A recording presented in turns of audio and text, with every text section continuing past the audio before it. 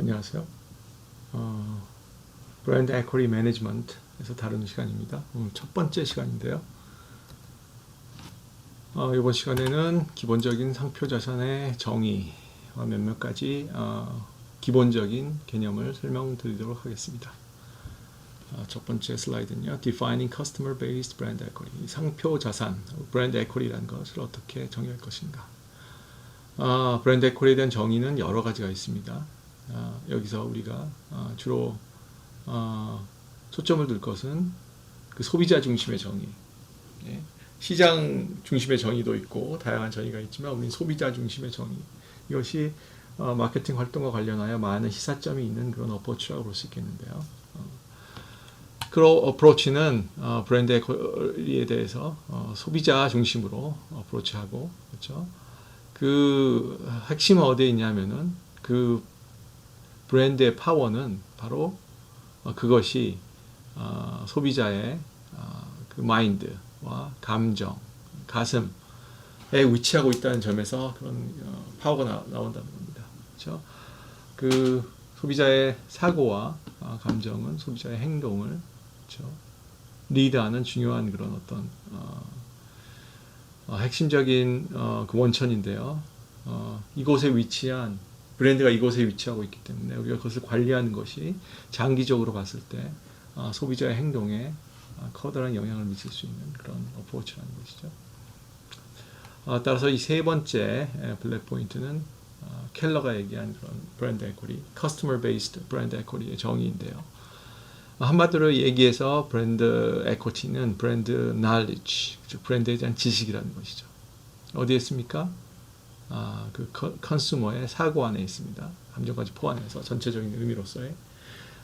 그런데 그것은, 그 지식은 어떤 다른 효과를 갖는데 그 지식이 효과를 갖습니다. 그렇죠? 그래서 우리가 행동 차원에서도 여러 가지 행동에 대한 원인을 볼 수 있겠지만 그 행동을 이끌어내는 기본적인 지식, 그렇죠? 뭘 알기 때문에 행동을 하는 것이죠. A를 선택하는 것은 A가 좋다는 것을 알기 때문에 A라는 제품을 선택하는 것입니다. 그래서 기본적으로 장기적으로 봤을 때는 그런 난리지, 지식체계가 더 중요한 것이고, 그렇죠? 그 소비자가 갖고 있는 다른 질적이고 양적인 그런 지식체계에 의해서 다른 효과가 나타나는 것이죠. 그 효과가 어디에 대해 무엇에 대한 효과냐? 그것은 그 브랜드의 마케팅에 대한 다른 소비자들의 반응, 그렇죠? 그래서 지식이 다른 반응을 갖고 온다는 것이죠. 지식이 다른 반응을 갖고 오는 그런 효과를 가진다는 것. 이것이 Customer Based Brand Equity의 중요한 점이고, 우리가 그것을 관리하는 것, 그런 체계를 배우는 것이 이 마듀의 중요한 그런 목표가 되겠습니다. 이 모델을 이해하기 위해서는 기본적으로 Cognitive Psychology의 한 모델을 이해를 해야 하는데요. 그것은 Associative Network Memory Model이라는 것입니다. 이게 뭐냐면은 우리의 기억이 두 가지 요소로 형성되어 있다는 것이죠. 우리의 기억이 이렇게 창고에 쌓이듯이 하나하나 쌓여 있는 것이 아니라 네트워크처럼 연결되어 있다는 것입니다. 네트워크에 이렇게 연결되어 있는 그런 지식에 대한 모델인데, 그 두 가지 요소는 nodes and link입니다. 여기서 사상, 하나의 사상, 이름이라든지 그 의미라든지 이런 것들을 node라고 그러고요. 이 두 개가 이어져 있죠. 이것을 link라고 합니다. 그렇죠? 이런 여러 개의 노드들이 중심에는 이제 이름이 있고요, 브랜드 네임이 있고, 그 중심 core node를 중심으로 여러 가지 association들이 이제 부착이 되는데, 이제 link에서 부착이 된다는 것이죠. 그래서 하나의 이제 기억의 셋을 이루는데, 여기서 중요한 한 가지 점은 spreading activation이라는 어떤 특징이죠. 그것은 어떤 한 association이 node가 activate 됐을 때, 활성화됐을 때, 그렇죠? 기억되었을 때, 그 activation은 이 node를 통해서 연결된다, spread, 확장된다는 거죠. 전달된다는 것이죠. 그래서 이 특정한 association이 기억났을 때 다음 차례로 이 브랜드 네임이 기억이 날 수가 있다는 것이죠. 따라서 이 브랜드 네임이 많은 어소시에이션을 갖고 있을수록 이 브랜드 네임이 기억될 가능성이 높아지는 것이죠. 뭐냐? 이 스프레딩 액티베이션이라는 특징 때문에. 그렇습니다. 그래서 이러한 모델이 이러한 코그니티브 인지 심리학의 모델이 커스터머 베이스드 브랜드 에코리 모델을 뒷받침하고 있는 그런 중심 모델 이론이라고 볼 수 있겠어요. 여러 가지 요소가 있는데 커스터머 베이스드 브랜드 에코리에는 그 중에 하나는 멘틀 맵, 그렇죠. 브랜드와 애플과 관련된 여러 가지 의미들, 애플의 의미들 연결이 되는데 이게 다가 아니라 이제 수백 개의 의미가 있을 수가 있겠죠. 사람에 따라 그리고 마켓 세그멘트에 따라 이런 것들이 어디에 있습니까? 소비자의 사고 안에 있는데 머리 안에 있는데 감정까지 포함해서 이런 것들을 관리하고 그렇죠. 이러한 어소시에이션 셋이 소비자의 고객의 머리 안에 기억될 수 있도록 일하는 것이 마케터의 역할입니다. 그렇죠? 그 브랜드 에코티에는 두 가지 차원이 있는데요. 하나는 브랜드 어웨어니스고요. 그 이름 자체를 기억하는 것, 코어 나드에 관련되는 것이죠. 기억해내는 것을 이제 흔히 말해서 브랜드 어웨어니스라고 하고요. 브랜드 이미지라고 하면은 이것이 앞 그림에서 보면은 모든 의미의 세트, 그렇죠. association, a set of association. 이것이 브랜드 이미지입니다. 그렇죠? 그러니까 포지셔닝을 한다고 그럴 때는 주로 이제 브랜드 이미지에 관련된 그런 여러 가지 활동인데 의미를 부착하는 것이죠. 브랜드 네임에. 여기는 세 가지 특성이 있습니다. 브랜드 이미지에는 favorability, strength, uniqueness. 그래서 간단하게 FSU라고 기억하시면 좋죠. Florida State University. 가 아니고 favorability, strength, and uniqueness인데 먼저 favorability를 보면은 앞서 본 그런 애플의 이런 어소시에이션들이 positive하고 favorable 해야 된다는 거죠. 사람들이 좋아하는 그런 의미가 된다는 거죠. 가끔은 사람이 싫어하거나 네거티브한 그런 어소시에이션이 붙을 수 있는데 그런 것은 붙지 못하게 처음에 그 노력을 해야 되고 붙었다면 그것을 이제 브레이크 해야 되죠. 끊어버리도록 노력을 해야 된다는 거죠. 이게 네거티브하거나 unfavorable 할 때 우리의 목적은 favorable한 그런 어소시에이션을 많이 브랜드 네임에 이렇게 링크로서 연결하는 것 그런 것이 마케터들의 목적이 되겠죠. 그래서 favorability. 두 번째는 strength인데 연결했는데 이 연결이 강해야 된다는 것입니다. 그렇죠? 그래서 innovative 하면은 애플이 생각나야 된다는 것이죠. 그렇죠?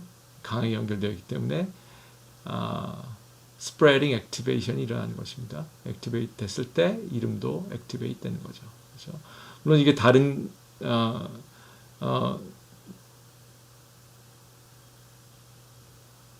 어떤 어소시에이션보다 강하게 이게 더 favor하다면 더 강하게 연결되는 게 중요하겠죠. 어떤 것들이 이 링크의 strength를 만듭니까? 그것은 반복입니다. 계속 반복하는 거죠. 그래서 소비자가 이러한 병치에, 그러니까 이 이노베이티브와 이 브랜드 네임과 같이 제시되는 그런 어떤 자극에 많이 노출될수록, 그렇죠? 이 연결은 더욱 강해지는 것입니다. 세 번째는 유닉니스인데요. 하지만 이런 어소시에이션이 이 유니크해야 된다는 것입니다. 이 브랜드에 있어서. 만약 이 애플의 모든 경쟁자들이 다 이노베이티브 하다면 이 연결이 그렇게 가치가 있는 것이 아니에요. 그렇죠? 왜냐하면 이 어소시에이션 다른 브랜드 너드와 코어 너드와 연결되어 있고, 그렇죠? 이것이 액티베이트 됐을 때 많은 브랜드가 생각난다면 애플 외에도 이게 애플로서 볼 때는 가치 있는 어소시에이션 되지 못한다는 것이죠. 따라서 그 어소시에이션은 유니크해야 된다는 것이죠. 그렇죠? 그래서 이런 세 가지 특질을 가진 것이 이상적인 브랜드 이미지고, 그러니까 그런 브랜드 이미지를 구축하기 위해서 노력해야 하는 것입니다. 그래서 이런 포지셔닝 부분과 이게 연결되는 것인데요. 특히 브랜드 이미지의 부분은 그래서 포지셔닝과 브랜딩이라는 것은 직접적인 연관이 있는데 브랜딩이 더 큰 범위라고 볼 수가 있죠.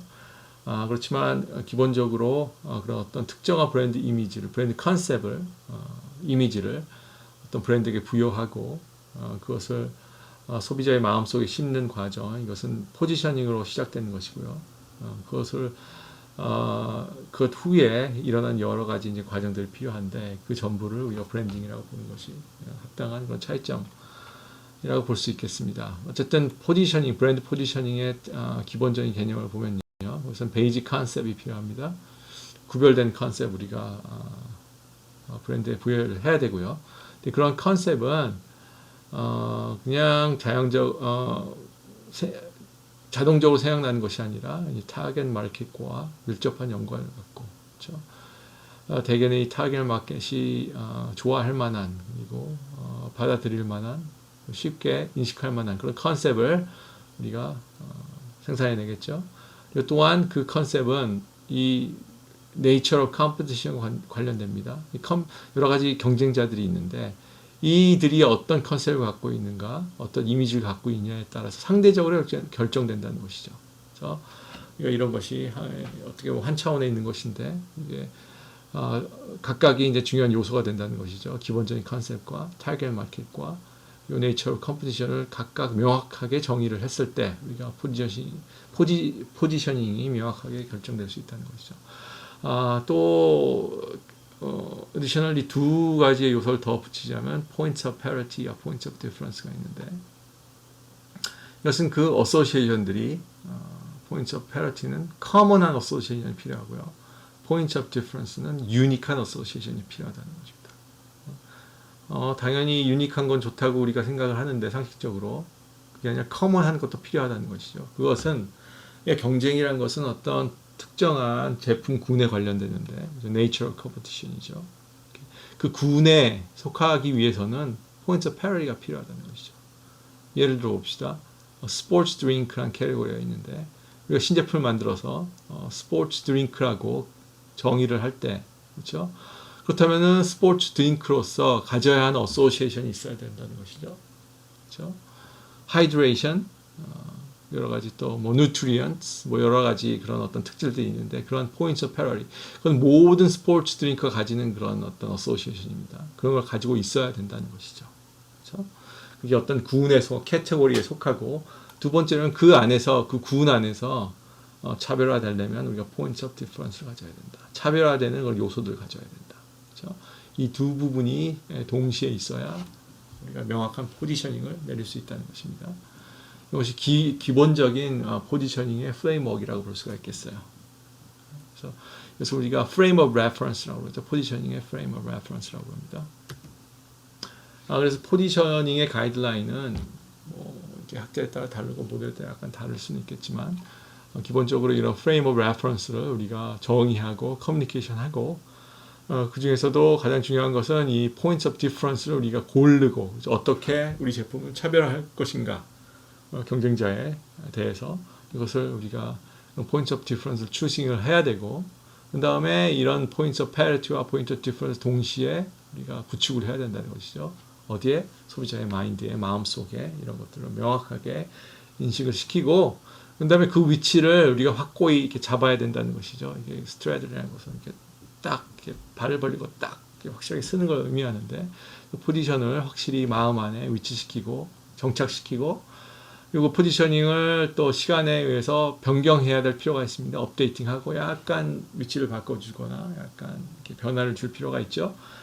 시간의 흐름에 따라 또한 그 포지셔닝 위치가 더욱 이상적이 될 수 있도록 계속 우리가 개발을 해야 됩니다. 강화하고 또 변경하고 그게 리포지션이 아닐지라도 이런 계속적인 어떤 마케팅 프로그램이 액티비티가 포지셔닝이 필요하다는 것이죠. 첫 번째 시간은 이 정도로 우리가 마치고 더 자세한 내용은 우리가 두 번째 시간에서 다뤄보도록 하겠습니다.